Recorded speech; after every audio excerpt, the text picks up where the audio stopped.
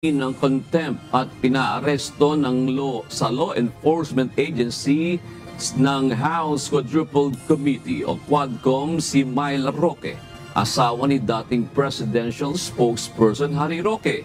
Gusto nito ng patuloy na pagtangging dumalo sa pagdinig ng 4 House panels. Si Myla ay inuugnay sa illegal Philippine Offshore Gaming Operators o POGOS gaya ng asawang si Atty. Harry.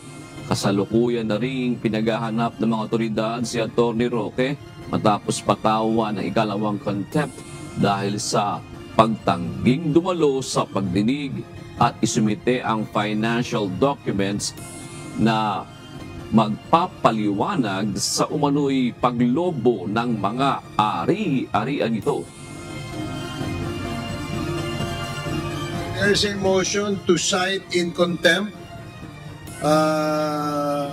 Mrs. Myla Roque for her failure to appear for the 3rd time before this committee, and it was duly seconded. Are there any objections? Hearing none, the motion is approved.